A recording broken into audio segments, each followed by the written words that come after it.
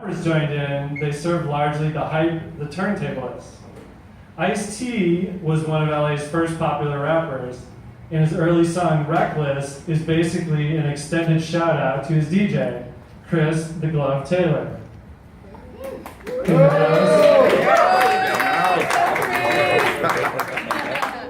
The DJ named Glove has reigned supreme as the turntable wizard of the hip-hop scene.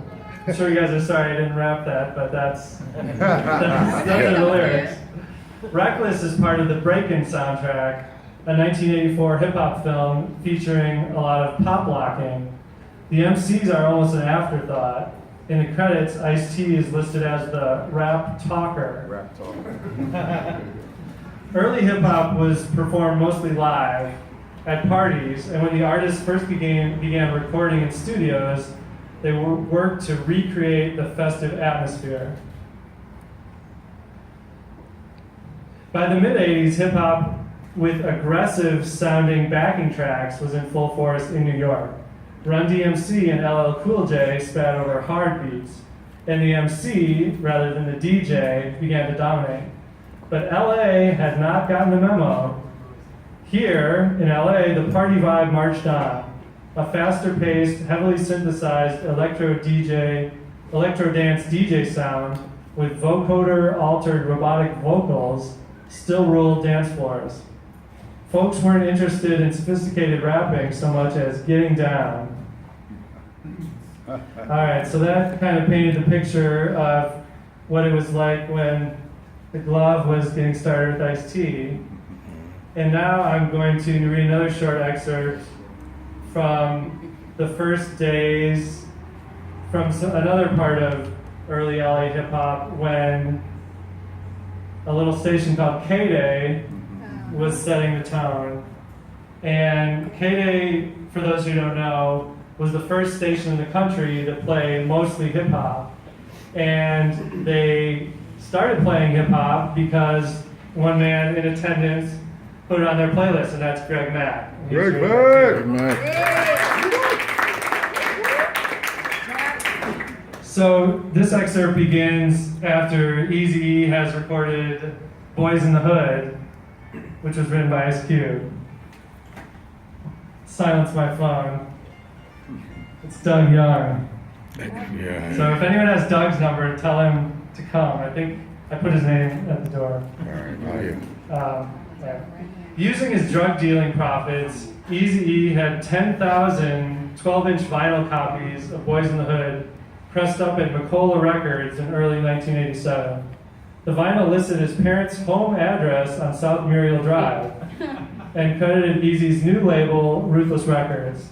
I've been told the imprint was originally going to be called Rock House Records, another name for a dope house.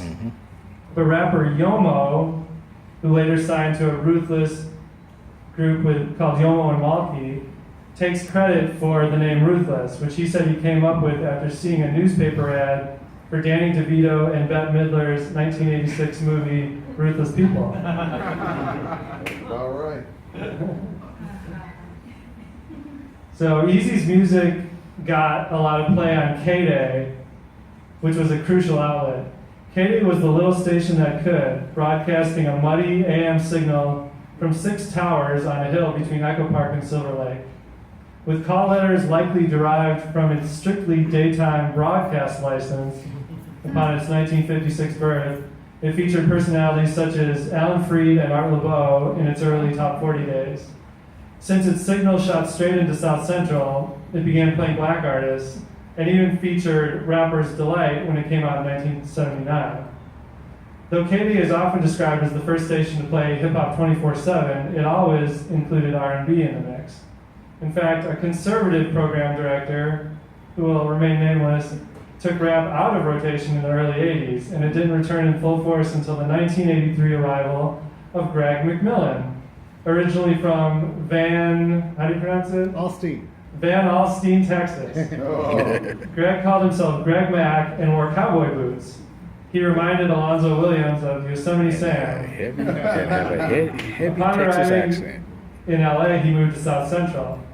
All you had to do was listen to the cars driving by and you could hear what people were into, Mack said. Attempting to jumpstart ratings, Mac put rap on heavy rotation, and it worked. Kids adjusted their antennas to pick up the signal, and Mac took his promotional efforts to the streets. He even began rubbing elbows with gangbangers. I created such a good rapport with these gang guys that they would call me at the station and tell me when someone got dusted, Mac said. He broadcast live from roller rinks, high schools, and clubs.